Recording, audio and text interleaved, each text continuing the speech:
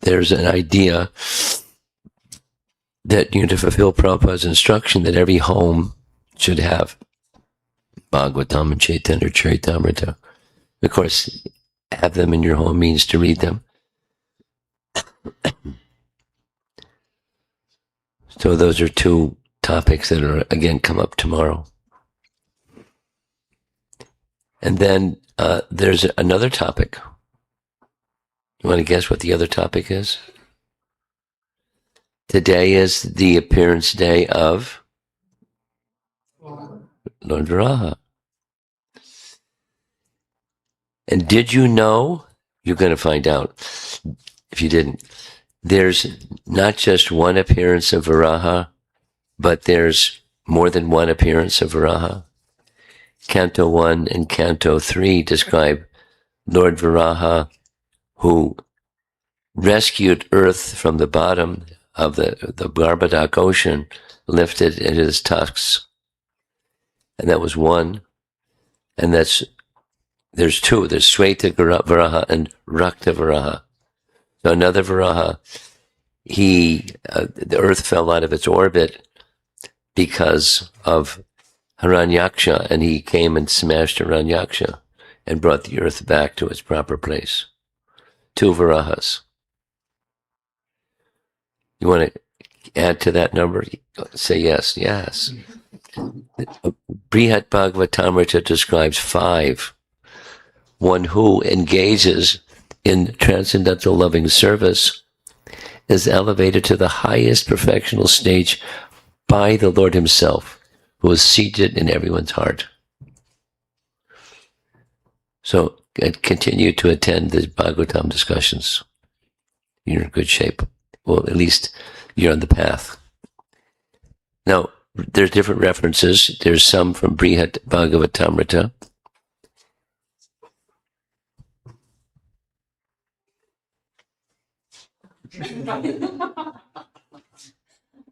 From up there? Okay, I won't ask. There are at least 5 Lord Varahas. First appeared from Brahma's nostril at the beginning of creation, lifted the earth, deposited her on the Garbha ocean, and then disappeared. Second, saved the earth from a partial flood of devastation, killed Hiranyaksha, and went to Swargaloka. The third, the embodiment of Vedic sacrifice, taught the methods of sacrifice, lifted the earth, spoke to her, earth, the Varaha Purana, and disappeared by his mystic power. That's 3. The fourth took the earth and made her even by grinding down the excessively large mountains with his sharp tusks. The earth then assumed the form of his consort Varahi, enjoyed with him, and gave birth to 2 sons. It was pretty simple. Now it's not so simple. That Lord Varaha finally disappeared by merging into the form of Lord Nrsimha. Ooh. And yet a 5th Varaha perpetually holds up the earth from below.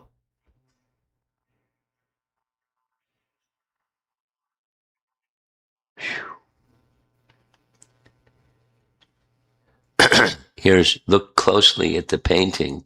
You can see Lord Chaitanya with his arms raised. And in the home, in the home of Murari Gupta, as is described in Chaitanya Bhagavat, he assumed the form of Varaha. It's a very nice description. Murari Gupta was a dear devotee of Chaitanya Mahaprabhu. He was a physician, and his home was very near Jagannath Mishra's home. So he was devoted to Lord Ramachandra and to Lord Chaitanya. And he knew of the divinity of Lord Chaitanya. And so he was eager always to have his darshan. So one time, Nimai, little boy, this is showing Lord Chaitanya with a shaved head, but he was a little boy. He went to his home, and there was a brass pot, like a brass or a clay pot, brass pot, I think. And Lord Nimai said, Shukra, and means boar. And so Gupta didn't know what he was doing, but it was fine because he doesn't understand Nimai anyways. So Nimai then manifested this form of Lord Viraha, very large, right in his home, lifted this, looks like a clay pot, not a brass pot.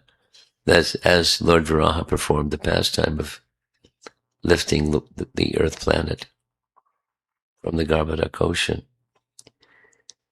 Of course, there's many references from Laghu Bhagavatamrita. So let's hear some. The boar avatar advented twice. First during Swayambhuva Manvantar from the nostril of Brahma in order to lift up the earth from the Rasatala region. And Baladev Vidyabhusan comments about the Rasatala region is in the lower region, and that's from the first canto. He was concerned, Brahma, anyway.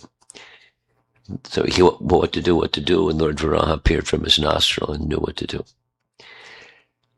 A second time, during the Chakshusha Manvantar, he appearing from the water. Second canto, then he killed Hiranyaksha. Now this is a different section, a little bit later.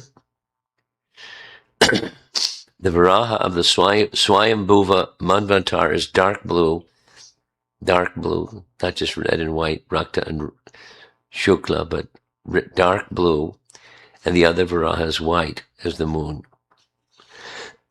Sometimes Viraha is a wild animal in the forest, and sometimes he is a domestic animal.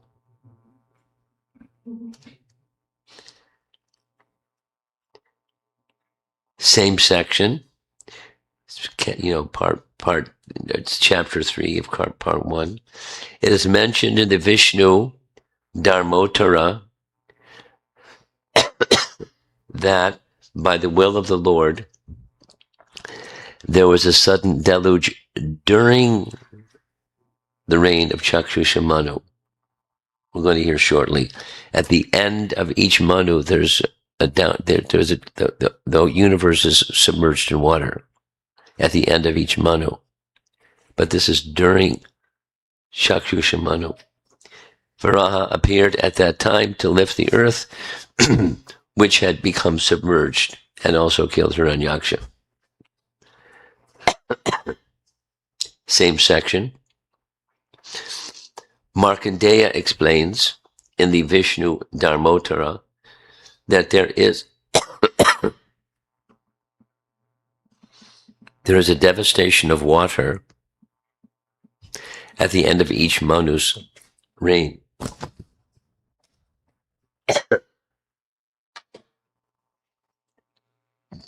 Baladev Vidyabhusan's commentary.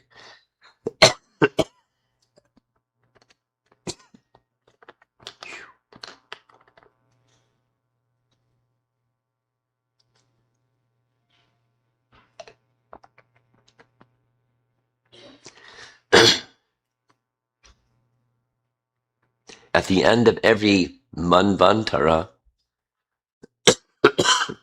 there is a flood of water, but though the earth becomes invisible, it does not totally sink. However, during these two. So I move up and Chakshushamanvantar, the earth sinks completely. And Ra appears to lift up the earth.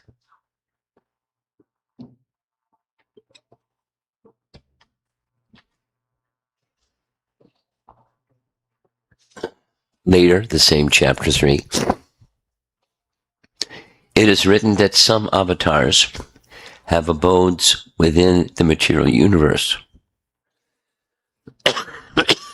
The words of Vishnu Dharmottara Purana are evidence for this. Here's one example. Nrivaraha. This is the domestic boar, or a human form with a boar's head, is said to reside on Maharloka. Maharloka? Do you know where's Maharloka? You know the upper planetary systems? Bhuvar, Svargaloka, that's 3. And Mahar is just above. Maharloka, Janaloka, Tapaloka, Brahmaloka. Top. Just above heaven, Maharloka. Eyeball. Just above Maharloka, just above Swarga, is Maharloka. And Nrivaraha lives there. This Lord Varaha is portrayed as half human, half boar in the Padma Purana and other texts. This abode of Lord Varaha measures 3 million yojanas. He's got a big place, like a big ranch or something.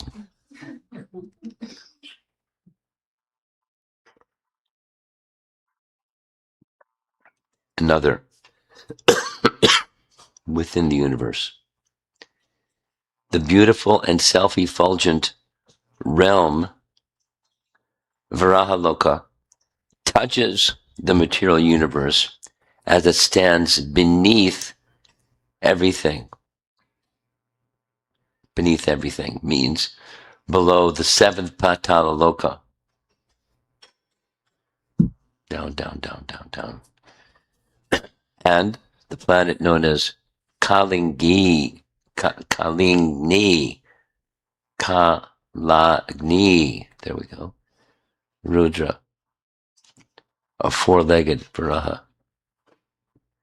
There, in the form of Sweta Varaha, the Supreme Lord resides. So you recall there was some statement, he holds up the universe. That's one of the 5. So that's where he is. Holding up the universe. Brihat Bhagavatamrita describes Varaha is the presiding deity of the earth's layer of the universal covering. So what does that mean? It means that there's a shell around the universe, layers of 7. And, according to each of the elements, and earth is one of the elements, so the presiding deity in that layer is Lord Varaha. Canto 5. This is the cosmic manifest, the structure of the cosmos. The Supreme Lord, in his boar incarnation, who accepts all sacrificial offerings, lives in the northern part of Jambudweep. What's Jambudweep? It's that circular island with 7 rings, waters in between each of the rings, Jambudweep. With Sumeru in the center, that's Jambudweep. There, in the tract of land known as Uttara Kuru Varsha, Mother Earth and all the other inhabitants worship him with unfailing devotional service. So it's a busy universe. We don't know what's going on in the universe. It's nice to know that we don't know. We're very small. Again, Brihat Bhagavatamrita. In Satya Yuga, Lord Varaha descended from Shaukarapuri. Shaukara is this, Shukra is the means boar, of Vaikuntha. There's a Vaikuntha planet where Lord Varaha resides, Shaukarapuri, and for such purposes as lifting the earth from the lower regions. Lago Bhagavatamrita, this is now chapter 4, different section. The cycle of kalpas. Kalpa means a day of Brahma, right? I'm looking around. Say yes. Yes. Okay, good. The cycle of kalpas, beginning with Brahma Kalpa and ending with Padma Kalpa, is repeated 1,000 times. 1,000 yuga cycles in the day of Brahma. That was easy, right? The present kalpa is Svetavaraha Kalpa.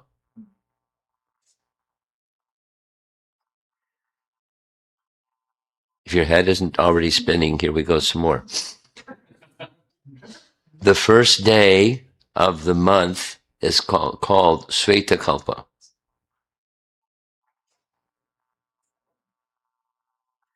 The present kalpa is the Varaha Kalpa, the first day of the month in the second half of Brahma's life, Sveta Varaha Kalpa.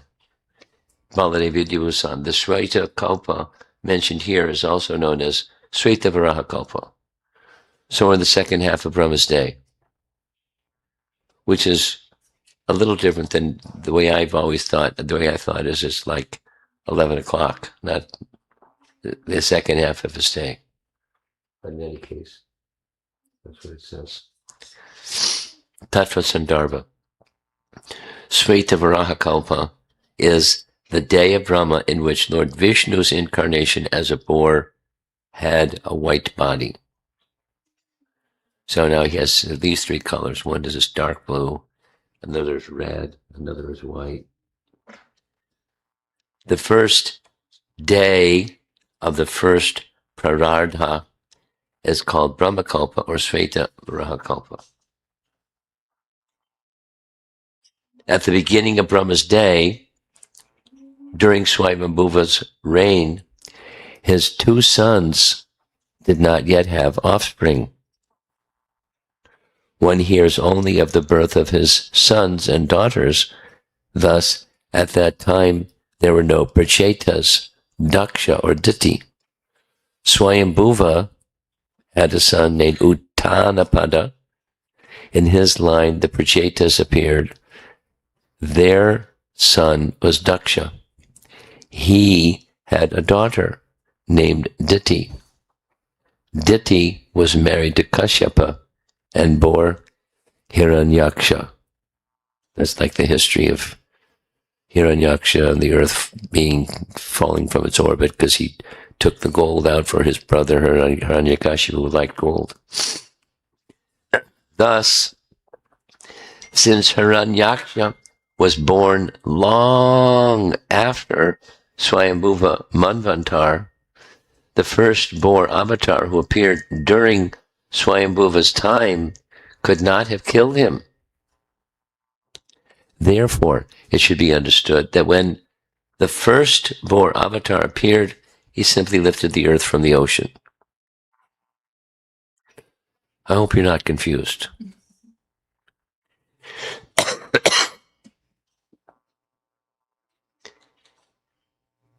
Again, we're going back to chapter 3 of Canto, or part 1 of Lago Bhagavatamrita.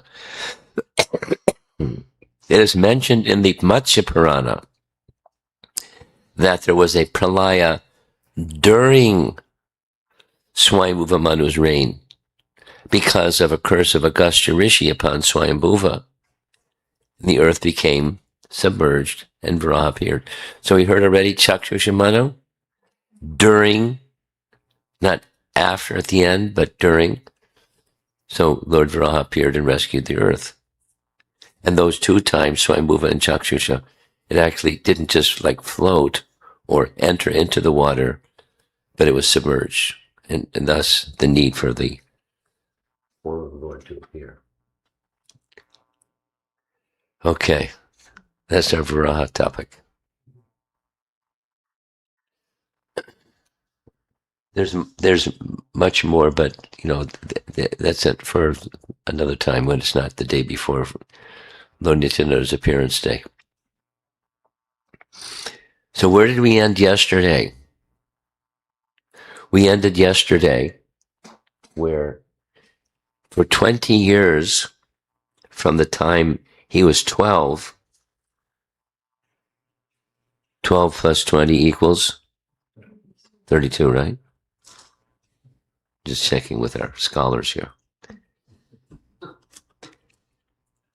He was 32 years old before he met Lord Chaitanya. That means Lord Chaitanya was already 20.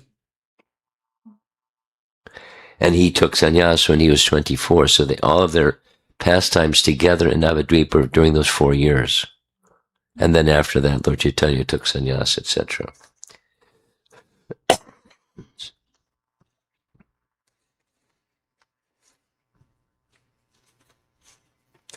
So Lord Nityananda came to Navadvip.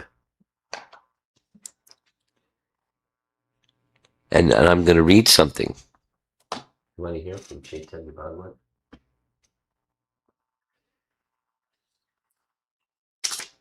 Starting with verse 115. I'm just going to read verses. Maybe it's a good idea if somebody else reads. I'll read.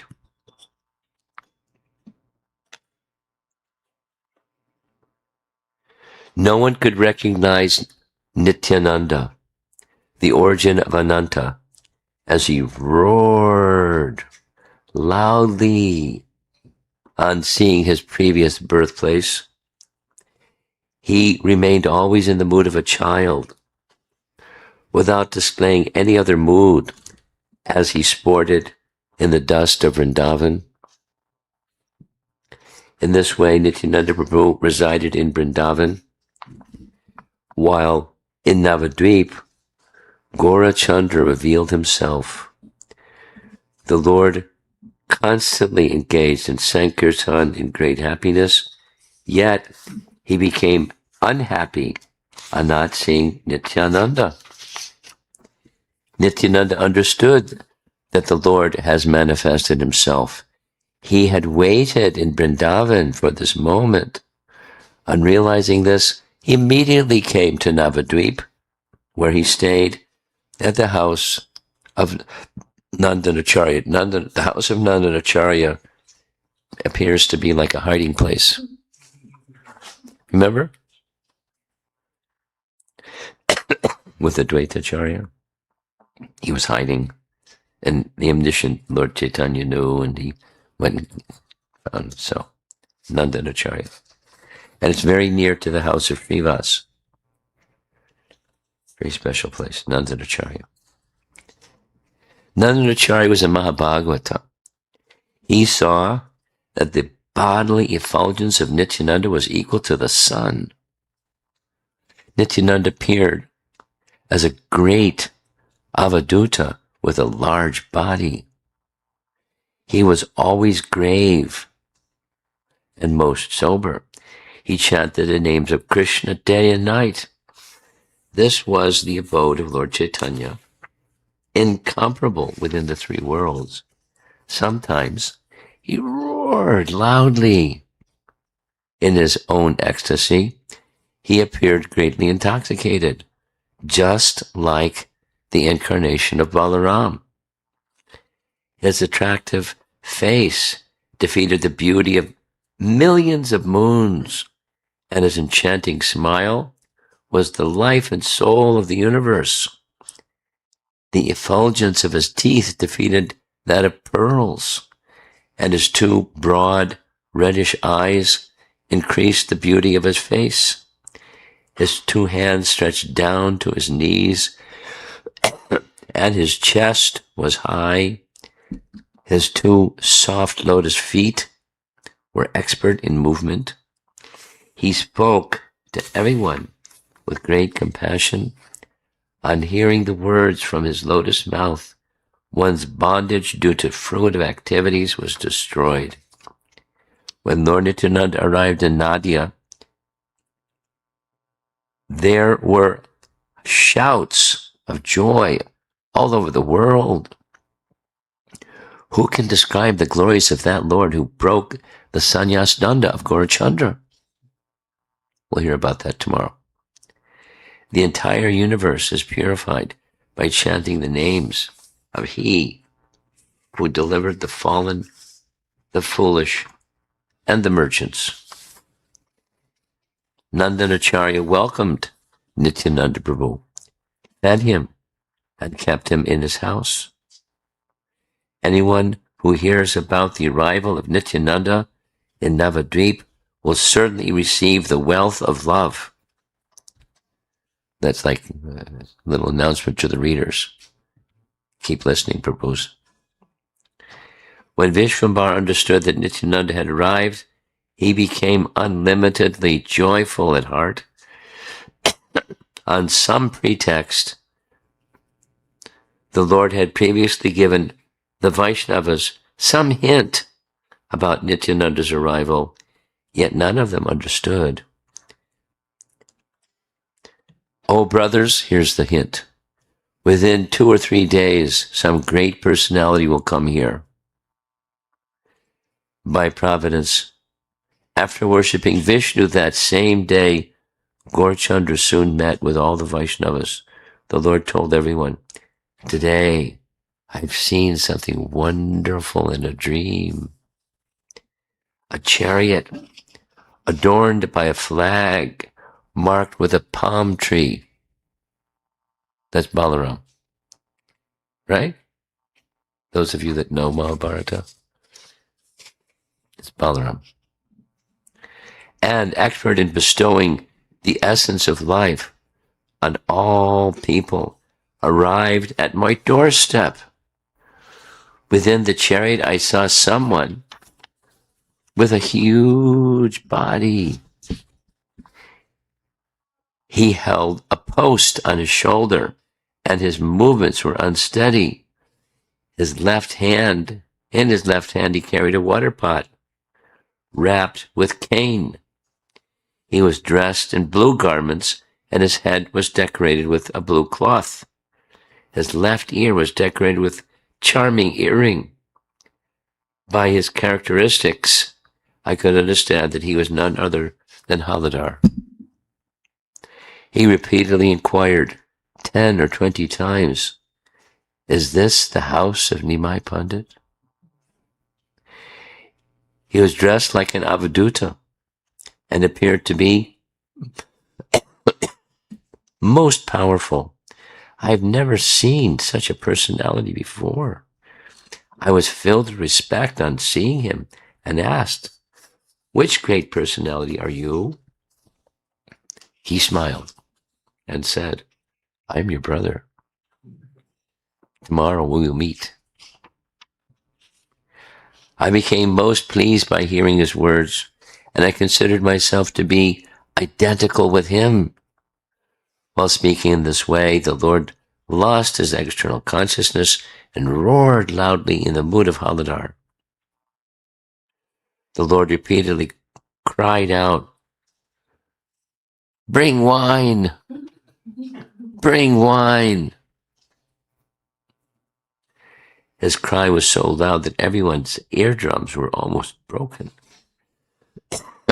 Srivas Pandit said, "Please hear me, O Gosai. The wine that you're demanding is available only with you. Only one whom you give it can have it." The devotees were trembling as they looked on from a distance. The Vaishnavas contemplated. There must be a reason for this. The reddish-eyed Lord recited poems and laughed as his body swayed back and forth like Sankarshana. After a while, the Lord returned to his normal state. Then the friends of Rama began to explain the meaning of the dream. So all that behavior was Nimai Pandit's behavior. It appears to me that some great personality has arrived here.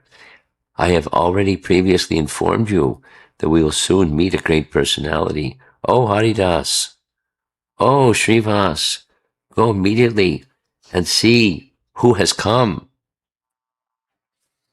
On the order of the Lord, the two Mahabhagavatas happily searched throughout Navadvip. While searching in this way, they confided in each other, it seems that Lord Sankarshan has come. Overwhelmed in ecstasy, the two looked everywhere, but were unable to get any indication of where he was. They looked all over Nadia for 9 hours without finding anyone, and then returned to the Lord. The two informed the Lord, we have not found anyone new. We have searched the residences of Vaishnava sannyasis, grahastas, and have even gone to the houses of the atheists. We have looked all over Navadvip, but we could not go outside Navadvip. Gaurasunder smiled as he heard their report. By this pastime, he revealed that Nityananda is most confidential. And what's the meaning? There's the meaning. Some persons sing the glories of Gaurachandra in this incarnation and run away when they hear the name of Nityananda. If one worships Govinda but does not respect Shiva, as a result of this sin, he will go to the abode of Yamaraj. In this incarnation, Lord Nityananda is most confidential. One can see him only when Lord Chaitanya reveals him. Devotees like Srivas certainly know the truth regarding Nityananda, but for some curious reason they could not find him. After a while, the Lord smiled and said, everyone come and see him with me. All the devotees happily went with the Lord while chanting Jaya Krishna. Sri Gaurasunder led all the devotees to the house of Nandanacharya. Sitting there was one great jewel-like personality. Everyone saw that his effulgence was like that of 1,000,000 suns. No one could understand his internal mood.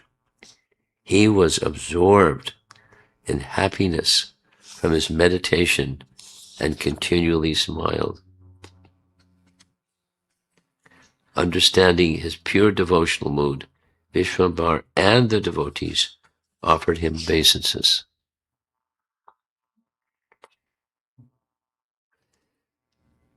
Now, how can one represent all of this without reading from the Thakur's writings? Because he's such an eloquent writer. So when he came, the two lords embraced. And when they embraced, they were melted as if one entity. The age, Chaitanya Mahaprabhu was 20, Nityananda was 32, and this is, the house of Nandanacharya. There's Vaishnavas observing their intimacy of love. And of course, Kirtan. And, they're eternal brothers. And so they're absorbed in the rapture of being again in each other's association. Others didn't understand, but he understood. So then the plan, or the order rather, was that he should be worshipped. So that's what they did.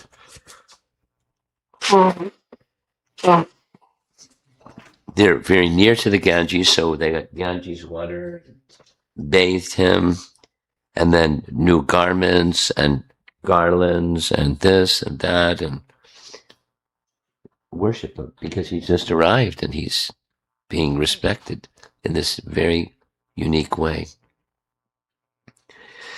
And then Sankirtan. That's the way to have a proper festival. And there's a scene. This is from Nityananda Chaitamrita, where Nityananda is taken aback by seeing the opulent feature of Lord Chaitanya. It's not like Nityananda doesn't know, but it's a pastime where Lord Chaitanya is revealing his excellences, and the intimacy is reduced by his munificence. And when he sees Nityananda pulls back. How to understand this? But then the mood changes, and then Lord Nityananda manifests a forearm form also, and they enjoy their pastimes together like little children. Although they're not little children, 32 and 20.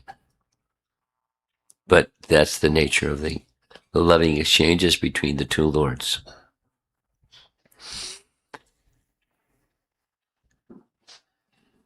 There's very nice discussion. Again, this is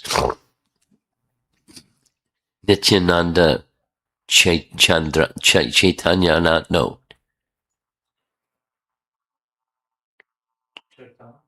Chaitamrita. Nityananda Chaitamrita. Huh? Charitamrita. Nityananda Charitamrita. Yes. Thank you. The wife of Srivas was Malini, and one of the pastimes of Nityananda, a 32-year-old fellow, he wouldn't eat unless Malini fed him. She was happy, so she cooked for him, and then sat, and he would, mouthful by mouthful by mouthful. He would only eat when she put food in his mouth, and otherwise he didn't eat. She was happy, and he was more than happy. In these exchanges, you see there's a nice discussion that there's a crow sitting on the windowsill. The crow took advantage of their being occupied and her feeding him, and the crow flew from the windowsill, and with his beak he picked up a little cup that had ghee, and the ghee cup was to be used in her husband's, Srinivas, his worship of the deity. And she became very upset. Not he's going to punish her, but she had spoiled his deity worship, and so she started to cry. So Nityananda, previously only eating when she fed him, ordered the crow, "Come back here." And the crow came back, and he paid obeisances at the feet of Nityananda. In his beak, he brought the cup back. And Malini was like, "Wow, who is this person that I'm feeding? But he can command crows."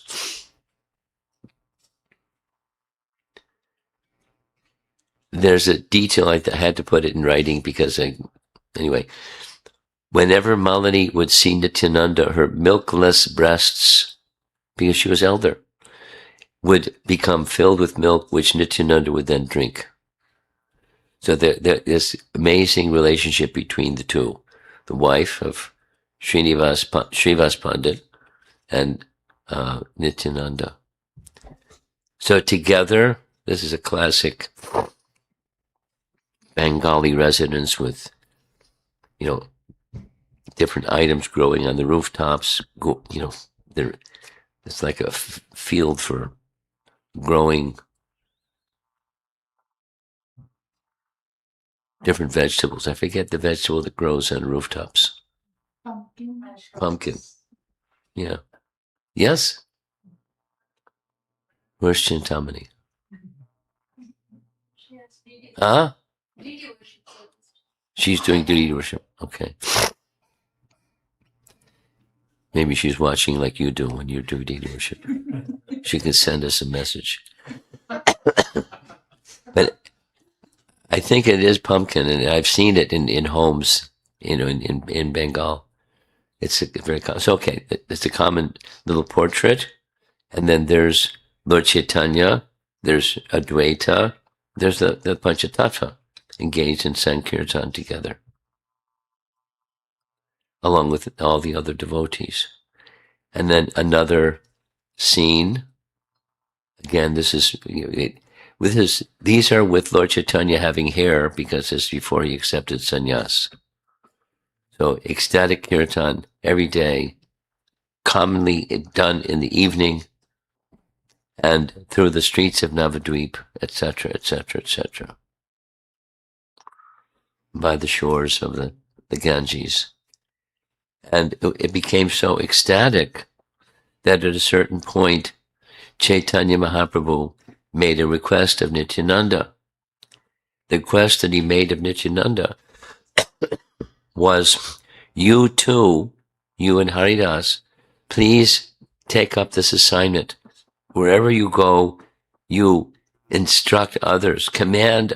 My command, it should be given to everyone. Go from house to house and beg all the residents, please chant Krishna's name, worship Krishna, and teach others to follow Krishna's instructions. Do not speak or cause anyone to speak anything other than this.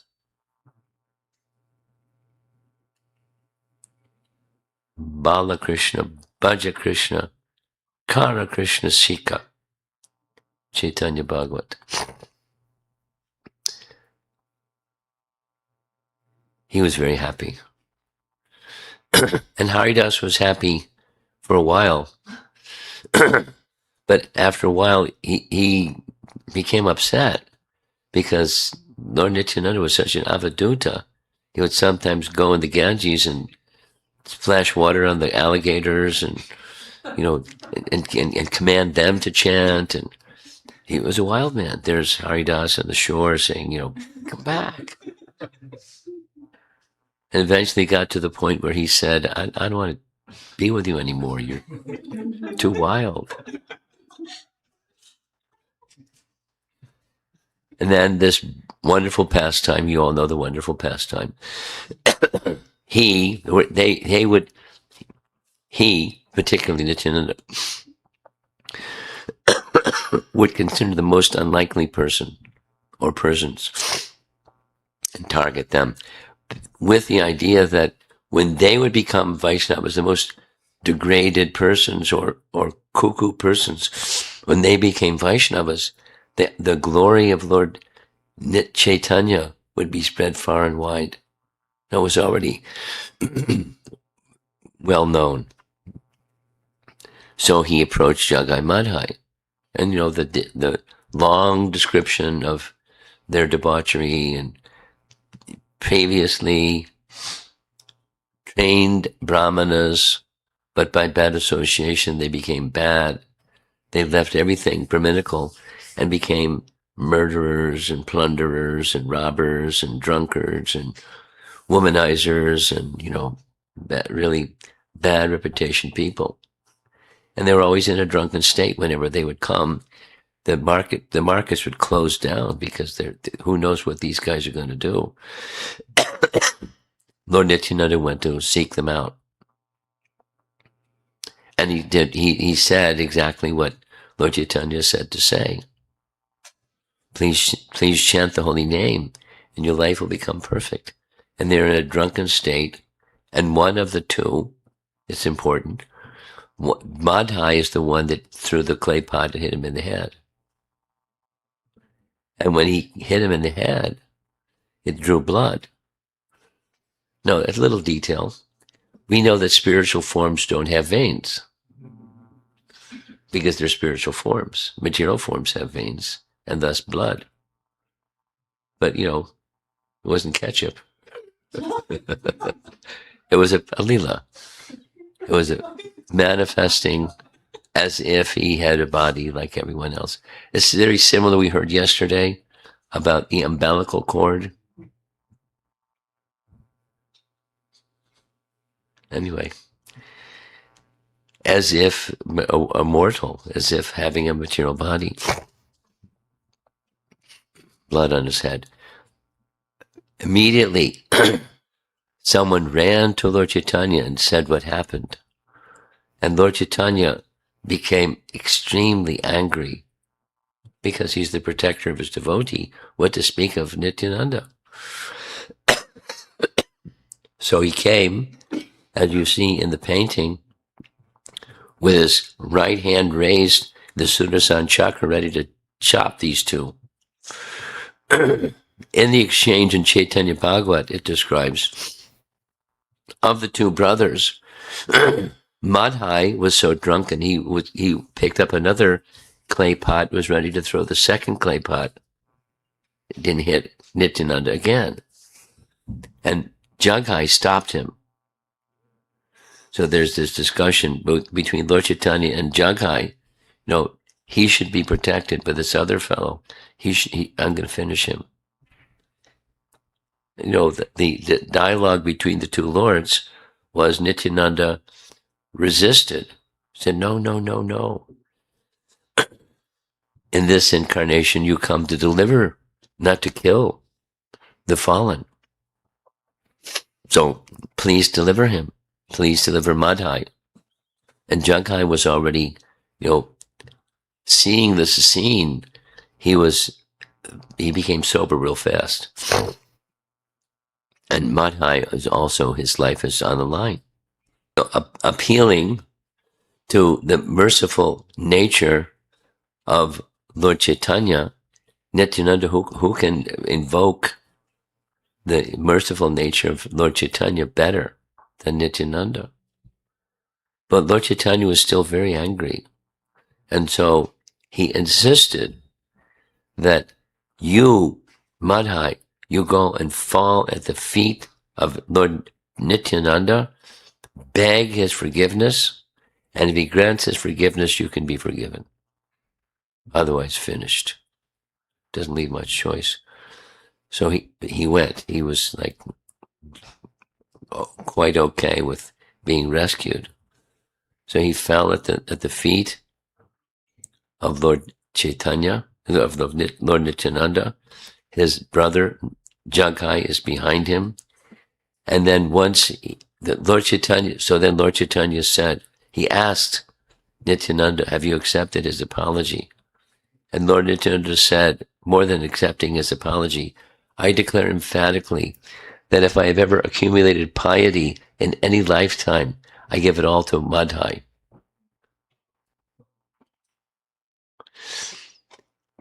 He is relieved of any offense committed against me. Do not bewilder him. Bestow your mercy on your Madhai. Through the mercy of Lord Nityananda, one gets the mercy of Lord Chaitanya. That's the idea. And this being a classic display, even the greatest of offenders, physical assault on the body of a Vaishnava. What to speak of Lord Nityananda? Now, it's very similar. The mood is very similar. The details are different, but somewhat similar. The same kind of expression was stated by Maharaj Ambarish to Durvasa Muni. If I've engaged in any pious activities in my lifetime, I bestow it all upon Durvasa. Please, Sudarshan, give him your mercy. On the appeal of a Vaishnav, the Lord complied. So there's a profound, very dramatic, and very profound lesson about how to get the mercy of Lord Chaitanya, even if one is an offender, what to speak of anybody else.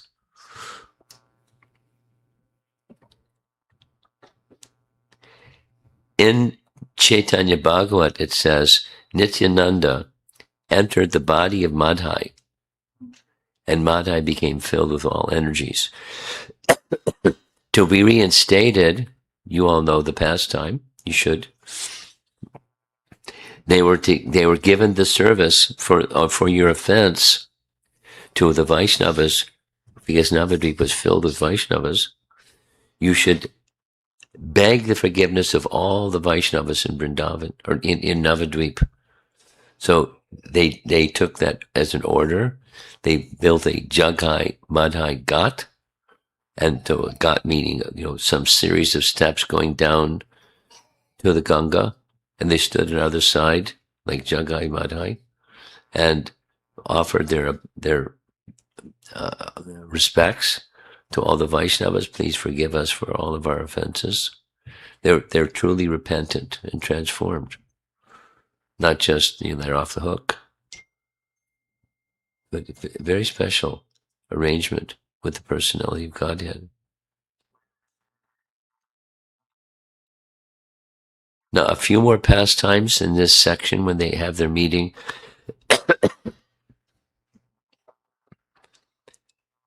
In this particular painting, it shows the Mahaprakash Leela in the house of Srivas Pandit.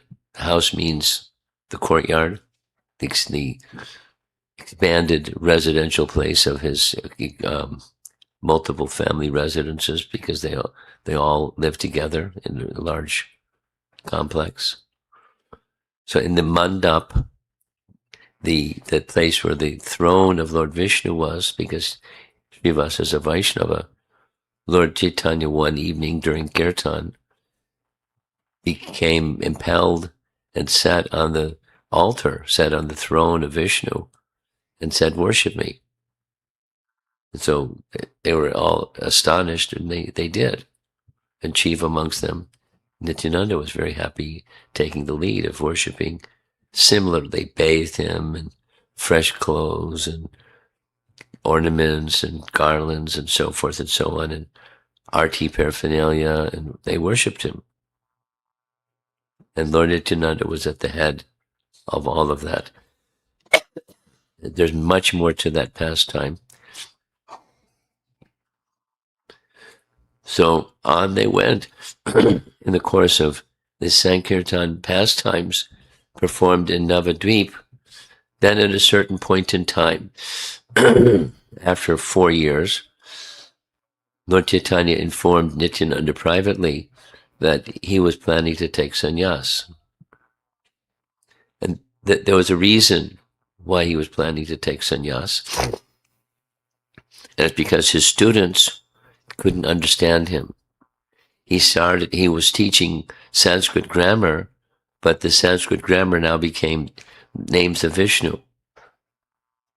And the students, they wanted the standard stuff. And they disrespected him. And they told him. So it's not good for them. I should leave this profession of being a grammar teacher and let me take sannyas. The details, he was just 24. And just this morning I heard Prabhupada saying his wife was 16 and his mother was a widow. And she had another son, but her son had also taken sannyas. And he just left. One of the opulences of the personality of Godhead. When he informed Lord Nityananda, he was very sad. But then there was a decision that Lord Chaitanya made that he wanted to inform a handful of people before he left his ashram to take sannyas. And one of those persons was Glories Pandit. Very nice story. Glories was a little elder, and Glories had a particular kind of relationship with Lord Chaitanya. When Lord Chaitanya informed Glories, he was in shock. And instead of crying or just being stunned, he told him, "You can't do this." Like instruction, "You can't do this." Lord Chaitanya smiled, "Because I won't be able to see you. You take sannyas, you're gone. I won't be able to see you." So Lord Chaitanya made a solution. "Here's how you can see me. I'll manifest a form of the deity of myself and Nityananda, and you can worship them. Now, this is a detail, but we'll come to hear more about it tomorrow. Glories was the brother of the father of Nityananda's wives. We'll do it again. There are two brothers, Glories and Suryadas, brother and brother. Suryadas had two daughters. Those two daughters became the wives of Nityananda. So they lived in different places.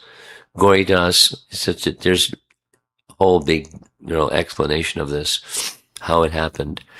It wasn't like a family feud. It was just he had a particular desire. Glories had a particular desire. So he shifted to a place on the other side of the Ganga, Ambika Kalna. So to go to Ambika Kalna, you have to go by boat, because it's on the other side of the Ganga. And Lord Chaitanya then manifested these deities. They're very tall, very powerful deities. So Lord Chaitanya said, when you see the deity, you'll see me. So I'm going to go now. He was told, no, you can't do it. Now he had a solution. So Glories said, wait a minute, as they're walking out the gate, if they're not different, then you stay, let them go. Lord Chaitanya smiled, and he went to the altar and stood with his hands in the position of the deity, and the deity left the altar and started walking out the gate. He said, no, it's okay. The deities can stay and you can go, and back and forth a few times. And he understood there's no difference.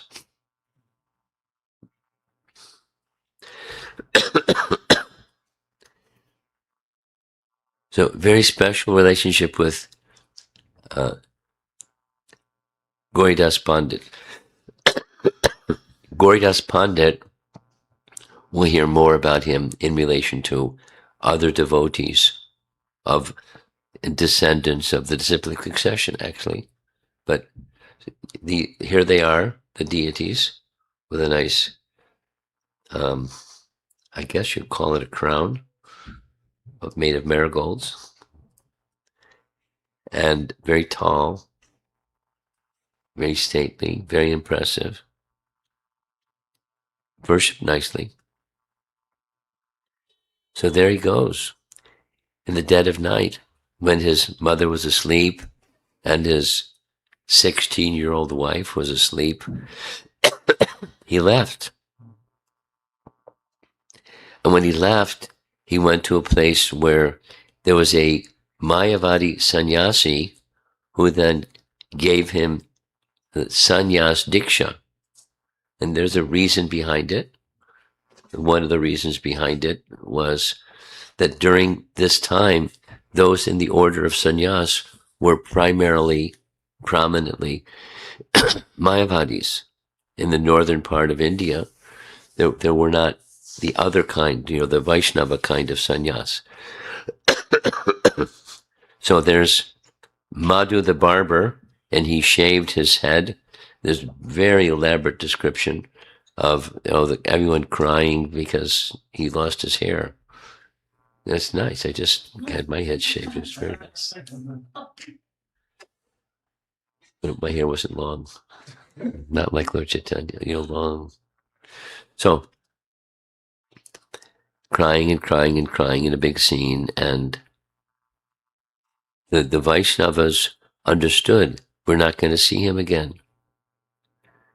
The Keshava Bharati was the sannyas guru. The place was not far away, Katwa, and there was only a handful of persons that knew, because Lord Chaitanya was very careful to only inform a handful of people. Nityananda, Gadadhar, and Mukunda, and a few others. There's Madhu the barber, and there's the yagya, and there's Keshava Bharati giving him his mantra, and it's Ekadanda. This shows a Tridanda, but it was an Ekadanda.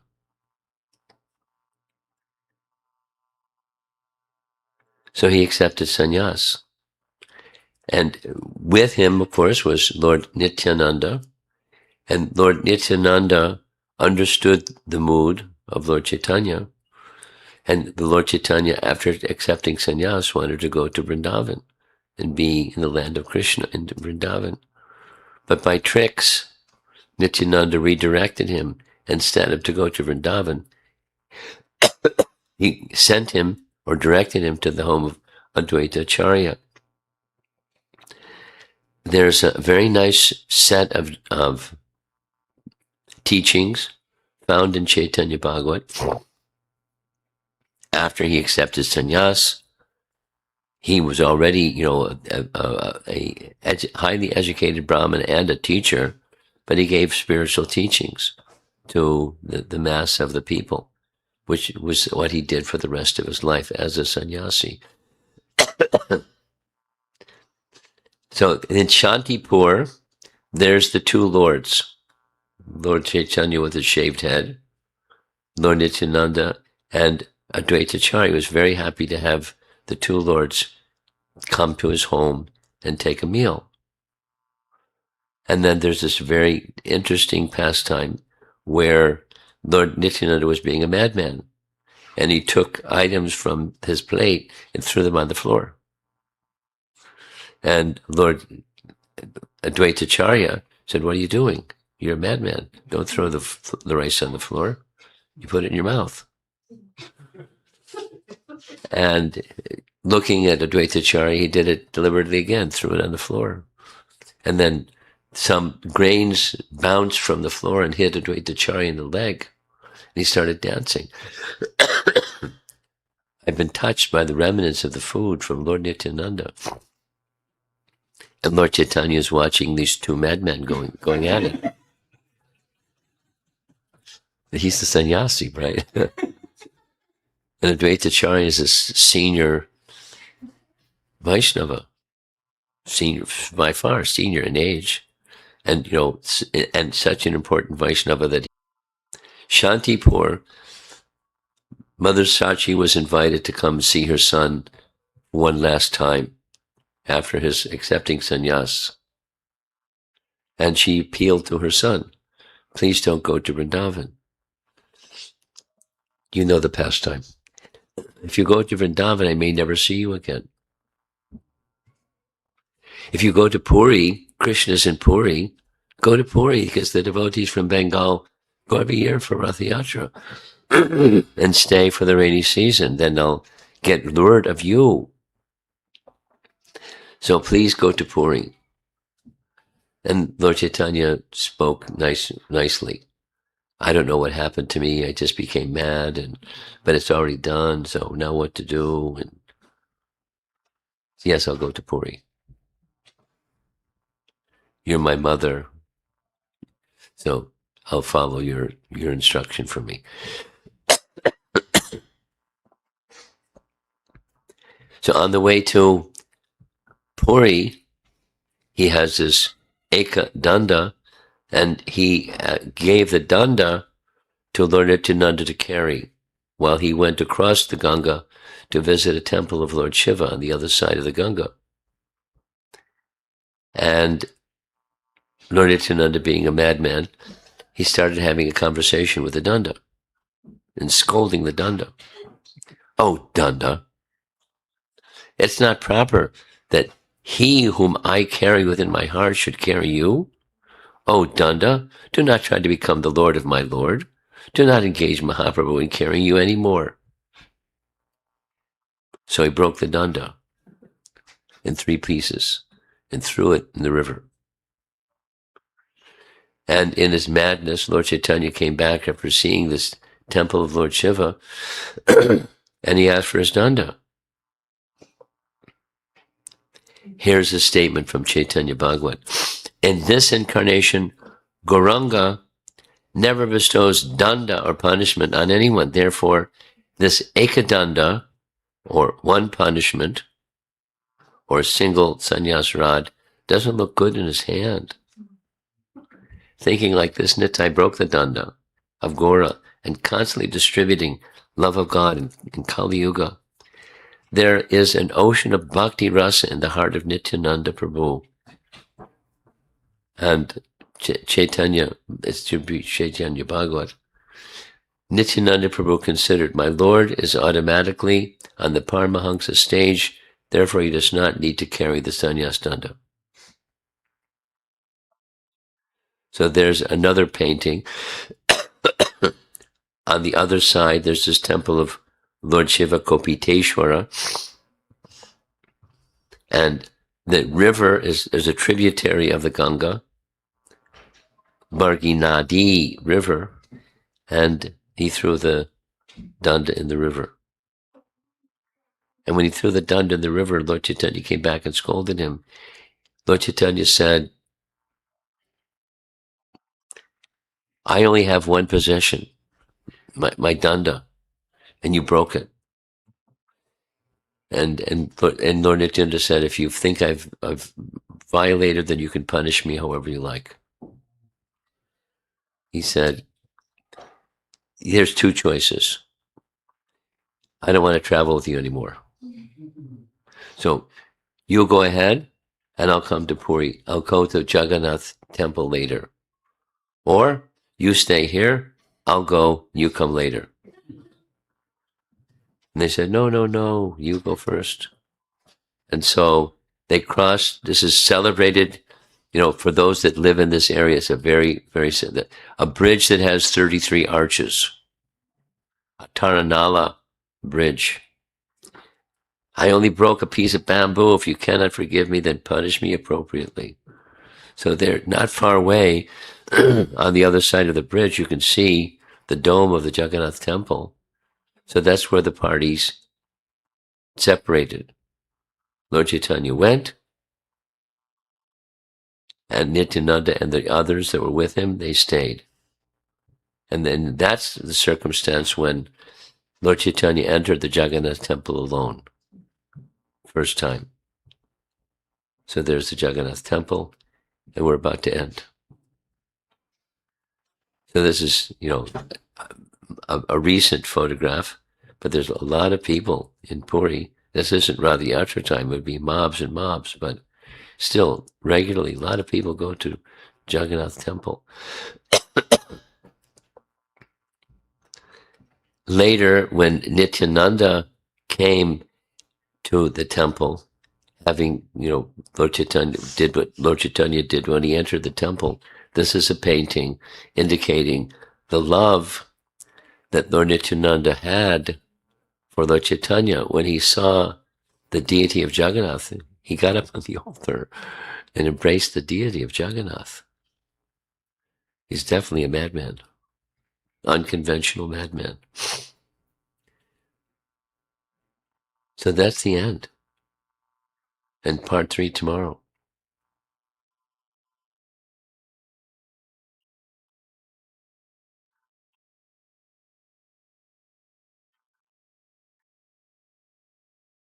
It's a quarter of. Any comments or questions? Yes?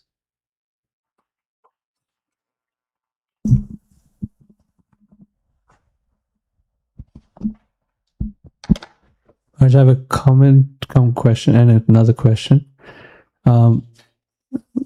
You spoke of how Lord Nityananda's mercy is truly profound, especially when narrating the Jagai Madai pastime. And then he breaks the danda in 3 pieces, and the commentary was how he didn't want, in this incarnation, he didn't want Lord Chaitanya to punish others with the danda. My thoughts were going to how he prevented Jagai and Madai from being punished. And he also prevented Kal Krishna Das from being punished when Chaitanya Mahaprabhu chastised him and said, I want to have nothing to do with him. Then Lord Nityananda stepped in and said, okay, go to Navadip and share the pastimes of Chaitanya Mahaprabhu in South India. And that gave him joy when he was in a complete state of despair. So, in some cases he did that, in other cases he didn't. Like, for example, Chota Haridas, he didn't step in when Mahaprabhu was very strong and seemingly punished Chota Haridas. Anyway, as I'm thinking about these various pastimes, it's very mysterious, very profound, I imagine. If you have any comments on what I'm bringing up, I'd love to hear it. The Lord moves in mysterious ways.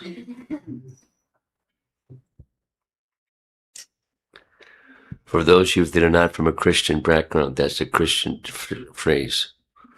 The Lord moves in mysterious ways. So, in each circumstance, the purpose behind may not be understood, but the purpose behind is to elevate. And the purpose behind is to engage with a devotee in loving exchange. So the loving exchange may come in the form of chastisement, but it's a loving exchange in all circumstances. Upliftment and loving exchange. And that's, so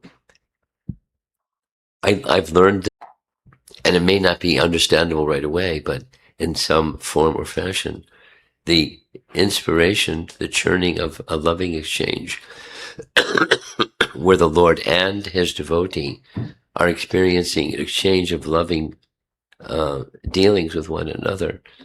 That's the essence. And then loving dealings are loving dealings. Loving dealings are not cruel or heartless or meaningless or mindless or wanton. It's loving. So our little pea brain can't understand the loving nature of different exchanges, but that's the purpose behind it. In general, the purpose behind the personality of Godhead appearing is for those reasons: protection and admonishing the demons, but then loving exchanges with the devotee. I have to write this question down so that I could frame it in a way that I can express it. So we understand from the pastimes of Lord Nityananda as this ocean of mercy and unconventional, to say the least. Now, within the Sangha of Vaishnavas, we are, many of us are in the Kanishta stages. Some are in Madhyama and perhaps few in Uttama. And then within the spectrum, again, very difficult to discern who's what.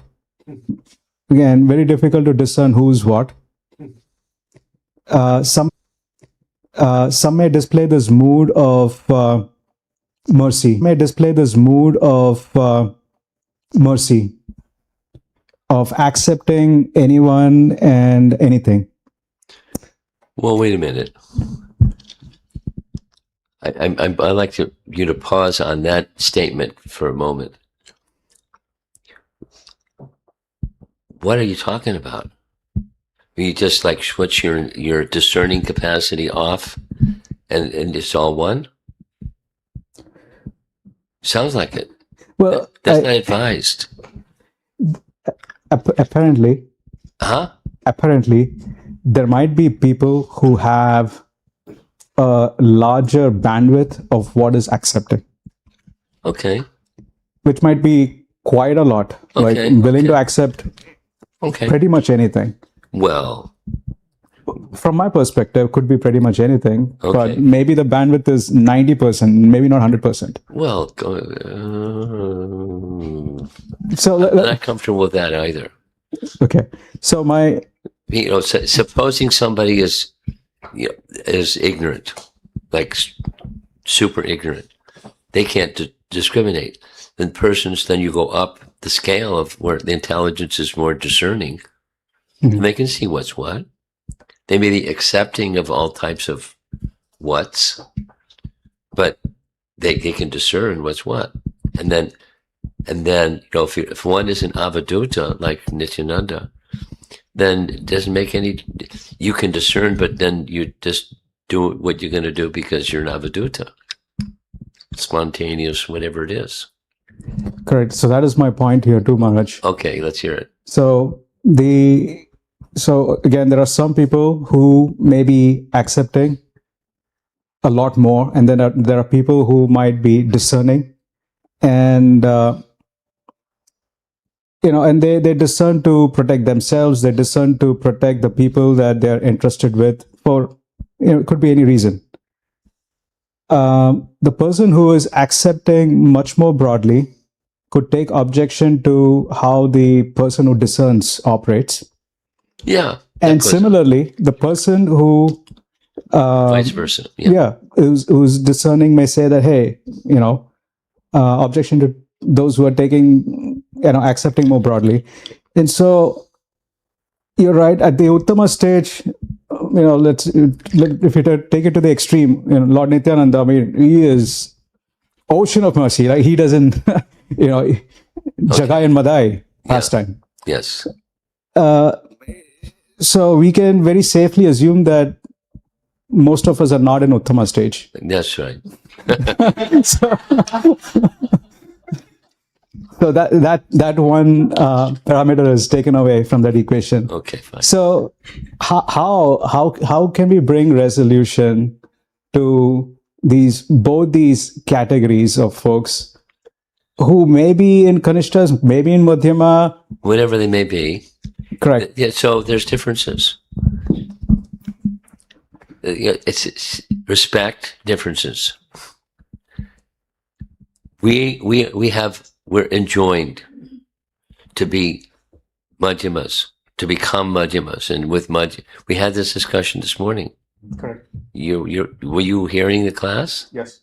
Oh, did your wife get an answer to her question?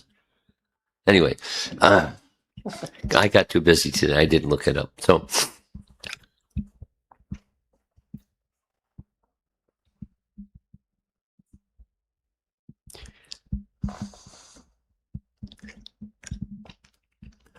While respecting differences, it doesn't mean that one also overlooks differences. They can't discriminate the differences. But so being accepting, supposing you don't object, and then,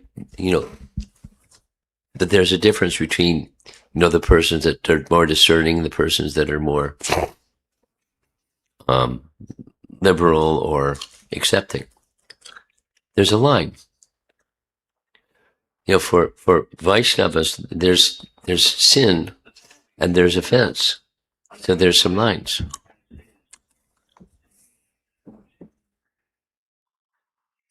And at least for us as Madhyamas, we're trained to be, we don't engage. We're instructed to not engage in offense. Like we had this whole discussion about the senior devotees. You heard that discussion. So the senior devotees we respect. And then you draw some lines somewhere. Depends on who you are and who they are. So it depends. But there's some lines that you don't cross. Like a really good example is Dhritarashtra. He didn't pull the trigger, but he knew about attempted murders. And he didn't like it, but he didn't say it. Because Duryodhana knew what his father really wanted. He wanted that he could become king, the emperor. But I can't because I'm blind, so my son can. So he remained silent. The passive agreeer to everything that all the diabolical stuff that he did.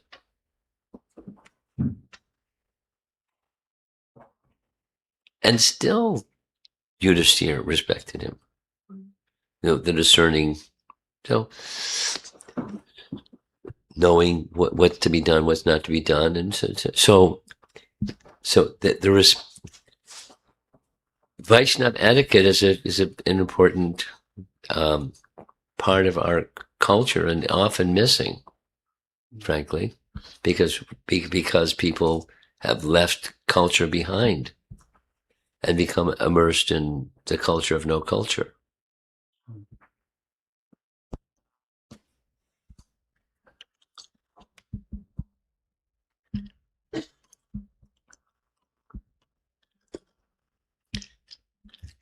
I'm tempted to tell some stories, but I'm going to refrain.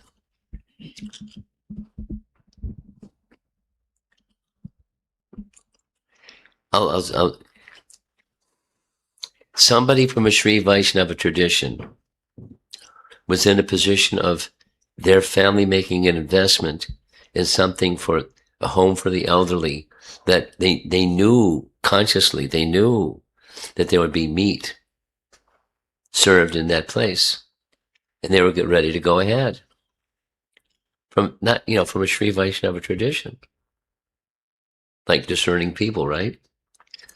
And then what to speak of everything else that's all over the place, the liquor shops and smoke shops and meat shops and this and that, and what's going on?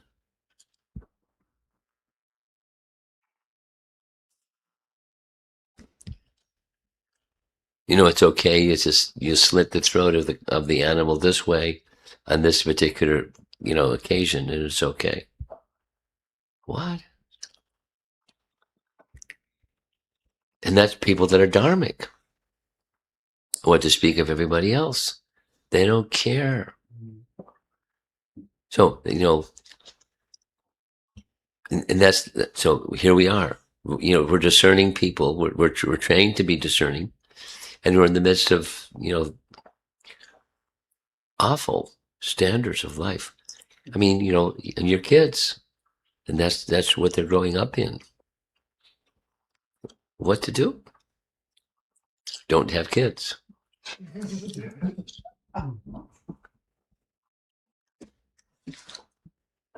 How can you protect them from? Anyway, that's another topic actually than the topic you're bringing up. What exactly? Put a pin on what your topic is. The irritation. So, without being judgmental of where the other person is, without saying that, oh, you're immature, and that is why you are either discerning or you are accepting because you don't know what's what. So, without being judgmental, how can both parties come to a resolution? Respectful resolution. Well, respecting that there are differences. That's a simple answer. And if I'm not able, then I'm going to remain disrespectful on this side or that side. I'm going to judge this side or that side. You're too this, you're too liberal, you're too conservative. Like the Republicans and Democrats.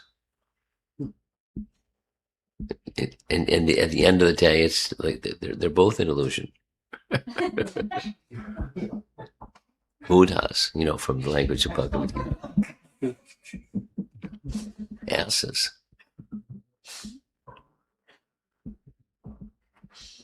So how do you by respect, and then by somehow or another, being by the power of Lord Chaitanya Mahaprabhu to bring people from the position of Buddha to exalted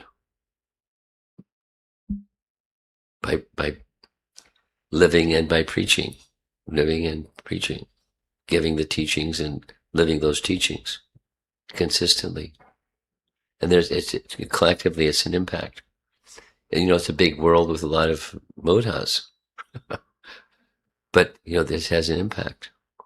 And at least there's protection for not making offense by judging others, but uplifting others. And not in a condescending way, but in a servant of Lord Chaitanya way. That's the remedy. That's the recommendation I would have anyways. Easier said than done, right? Someone else? Yeah. Hare Krishna Maharaj. I get worried when they got these phones and you got your question on your phone. Maharaj, how can we feel Nityananda's mercy on our day-to-day lives? Because sometimes we become too thankless or become too familiarized that we cannot feel his presence. Well, it's a nice question, but it's not just like sometimes. Yes, all the time. We're dull. That's the starting point. We don't have transcendental feelings. Largely, you don't have material feelings, and they rule over the transcendental feelings. So by good association, those that are living their life in alignment with Lord, I was thinking, I wasn't sure how to do this, but I was thinking of a particular phrase that if one at all wants the mercy of the six Goswamis and Lord Chaitanya, one needs the mercy of Lord Chaitanya, and without it, it's not going to happen. So it's not.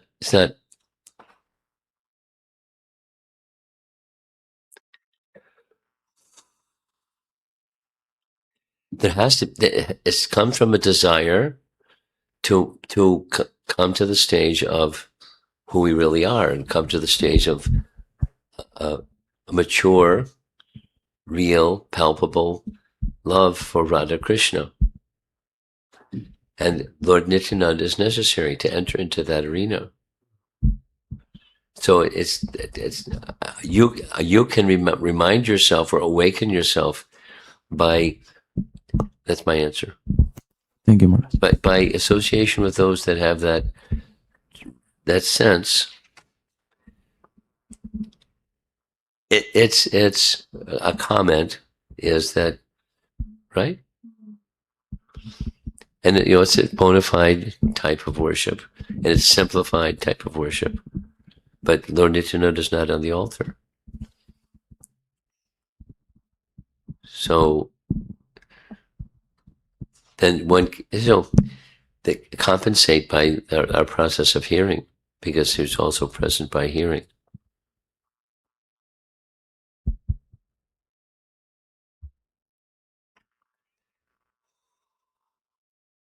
We're dull.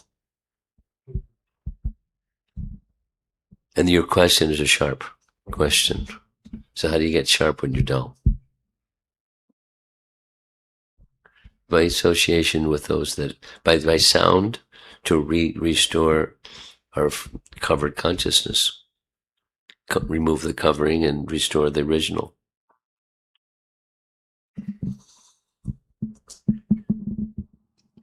Next.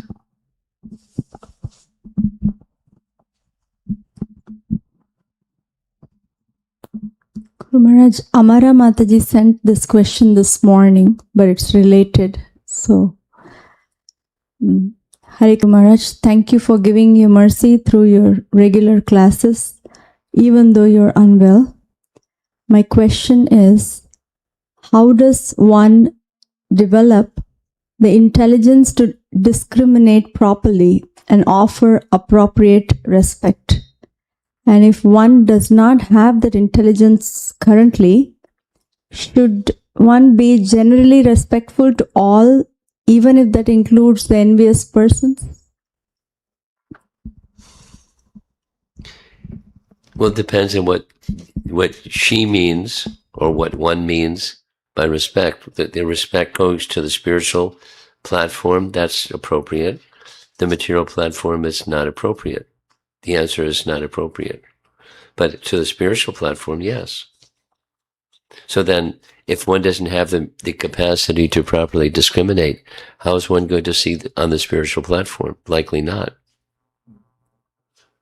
Then it becomes a platitude. Just, words, but it doesn't have any impact. It doesn't have any consciousness behind it.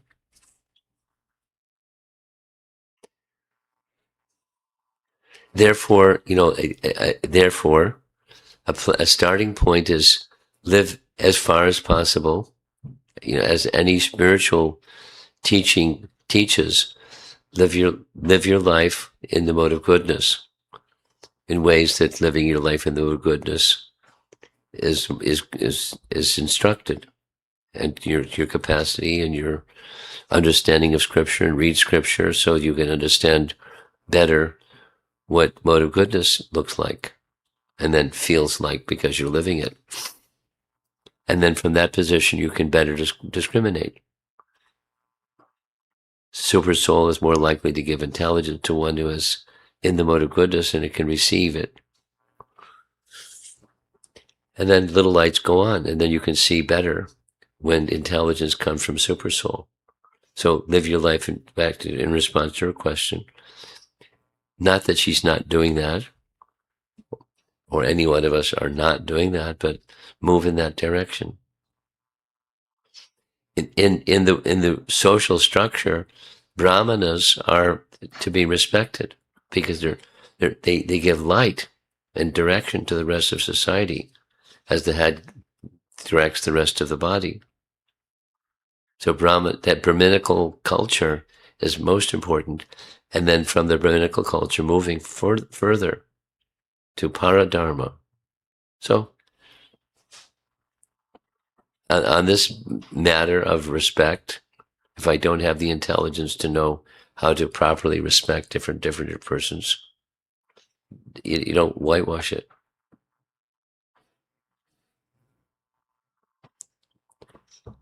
Okay. Shri Radhika has something. You have something more? Okay, she's got a little microphone. Go ahead.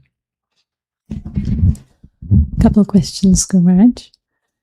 One sentence that you read from Chaitanya Bhagavat said Lord Nityananda was always grave and most sober. And I found that quite bewildering. Yeah, it's like a boomerang.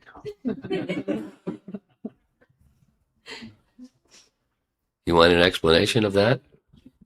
What do you? Yes, please. That's Vrindavan Das Thakur. Ask him.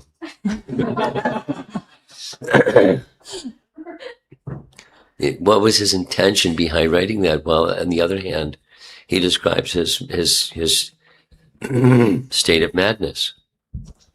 So, one way of answering is the behavior might be a behavior of madness, but internally he was grave and sober. It's one way. The deeper inside, he's not, silly. He's grave and sober. He knew what he was doing. He knew the purpose of life and was acting to fulfill it. You have something? But she's not done yet. You keep going. Gumaraj, That was a tease. this understanding that Lord Chaitanya and Nityananda are eternal brothers and you don't get the mercy of Lord Chaitanya. Procedure. Yes. The answer, to a direct answer, yes, there must have been some already existing. For example, where did Haridas Thakur get his inclination to chant the Hare Krishna Mahamantra born in a Muslim family? Where'd that come from? Some prior tendency. So one might wonder, what was that prior tendency? But prior tendency, because he wasn't in a group of other Vaishnavas that were uproariously engaged in kirtan. He did it in his own way. So, some prior experience.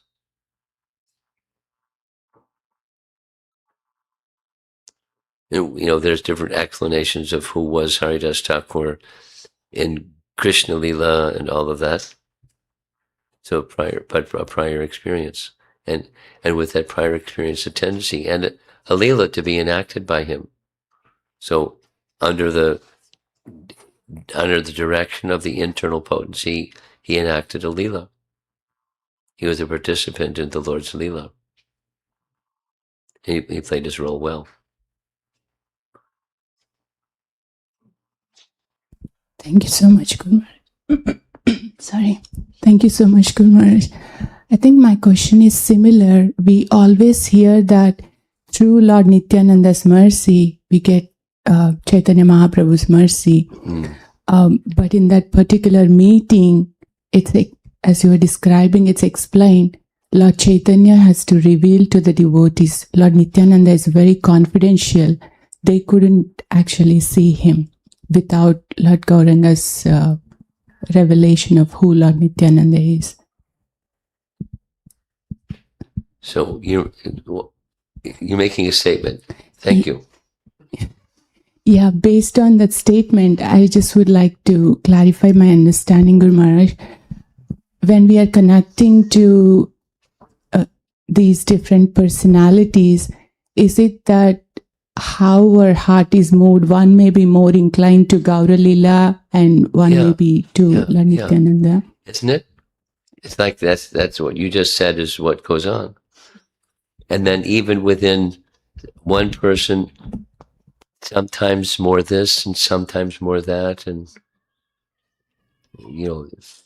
etc.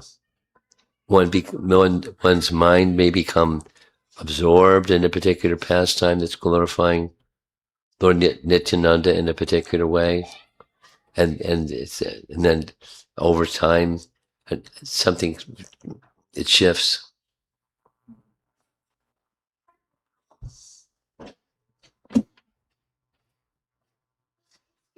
So it's not like a cookie cutter. Yes. Yeah. Anyone else?